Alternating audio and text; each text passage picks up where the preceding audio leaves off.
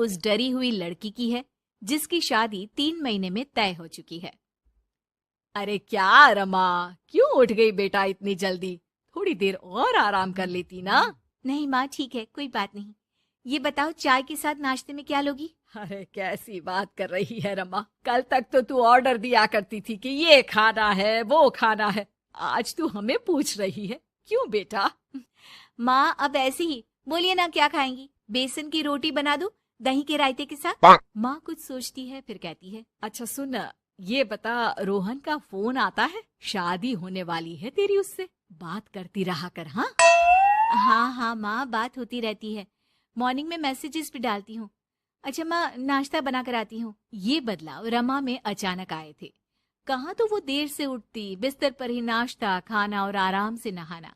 माँ ने बचपन से ही किसी राजकुमारी की तरह रखा। पढ़ने में होशियार और काफी सोचने वाली लड़की थी रमा। क्या बात है, आज तो नाश्ता बिल्कुल अलग बना है, ये कॉम्बिनेशन अपने घर में तो मैंने नहीं खाया। पापा, वो रोहन की मम्मी सोमवार को यही खाती है, इसलिए मैंने बनाया सीखने के लिए। ठीक नहीं लगा तो कुछ और बना देती हूँ। अरे नहीं नहीं, हमारी समधन जो खाएगी हम भी साथ बैठकर वही खा लेंगे। वैसे इट्स वेरी हेल्दी। हाँ रमा, गुड, वेरी गुड।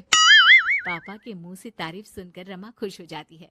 वो रोहन को फोन करती है, पता है पापा ने मेरे हाथ के नाश्ते की तारीफ की, बोल रहे थे it's very tasty Rama. Good good, सही है। अच्छा देखो, कल मम्मी पापा कुछ भी ग्रीन वेजिटेबल का खाते हैं, जैसे पालक पनीर या फिर मिक्स सलाद के साथ ब्राउन ब्रेड, तुम बना लेना कल। और हाँ, पिक्स शेयर करना, मैं माँ को दिखा दूंगा। ठीक है, भेज दूंगी। अगले दिन रमा फिर कुछ नया बनाकर रोहन को फोटो भेजती है। अपनी माँ को दिखा देना, ये मैंने बनाया है। तभी वहाँ उसकी माँ आ जाती है। ये क्या बेटा, ये हाथ कैसे चल गया तुम्हारा? अरे कुछ नहीं माँ, वो तो बस ऐसे ही। आप बताओ ना, क्या चाहिए? अरे कुछ नहीं बेटा, ला मैं हाथ में दवा लगा देती हूँ। माँ हाथ में दवा लगा रही थी कि पता नहीं रमा क्या सोच रही थी, थोड़ी परेशान सी थी। क्या हुआ रमा, क्यों परेशान लग रही हो? रोहन से कोई बात हुई है क्या? नहीं माँ, आज जो बनाया उसकी फोटो मांगी थी रोहन ने, दे तो दी लेकिन अभी तक कोई रिप्लाई नहीं आया। माँ कुछ सोचती है, फिर रमा के फोन से उसके जले हुए हाथ की फोटो खींचकर भी रोहन को भेज देती है। अरे माँ, ये क्या कर रही हो? वो सोचेगा कि मुझे काम करना आता ही नहीं। हाँ तो सोचने देना, पढ़ाई में नहीं मिल पाता था वक्त, जितना सीखा है काफी है। वक्त के साथ ही खाना बनाना, घर संभालना, सब कुछ आ जाता है। थोड़ी देर में रमा के फोन का मैसेज बजता है। रमा के पास रोहन का फोन आ जाता है।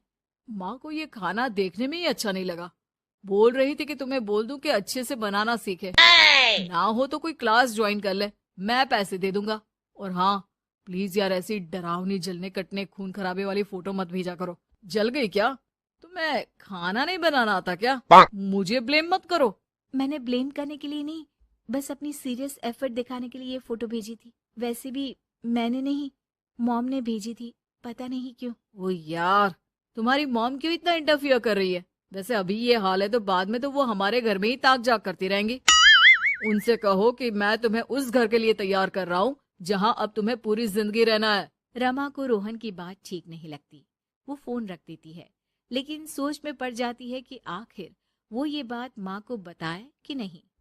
अब हर वक्त या तो वो रोहन का बताया खाना बना रही होती है, या उसके कहने पर उसकी पसंद की टीवी शोज, वेब सीरीज या फिर किताब पढ़ रही होती है।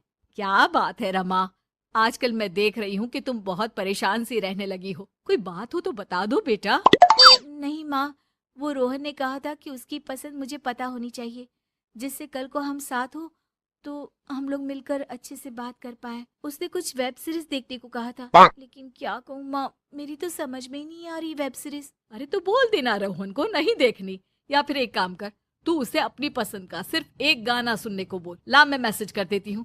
ना ना माँ, आप तो रहने दो। पिछली बार भी जब मैंने उसे बोला कि आपने मैसेज किया है तो वो गुस्सा हो गए थे। अच्छा, क्या बोल रहा था? यही कि माँ क्यों इंटरफेयर कर रही है, मैं तुम्हें उस घर के लिए तैयार कर रहा हूँ जहाँ तुम्हें पूरी जिंदगी रहना है। माँ अब समझ जाती है कि रोहन उसकी रीमा के लिए ठीक नहीं है।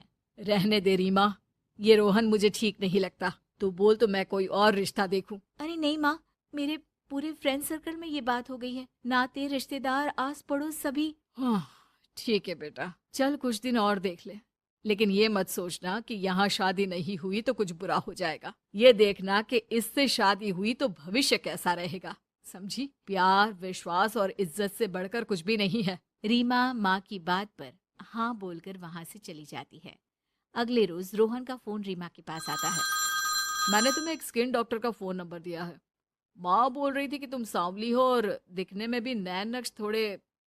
एक काम करो ना, तुम इनसे अपना ट्रीटमेंट शुरू करवा लो। होप कि थोड़ी देखने लायक हो जाओ। आज तक रीमा से किसी ने इस तरह बात नहीं की थी। वो ये बात सुनकर सीधे शीशे के सामने खड़ी हो जाती है।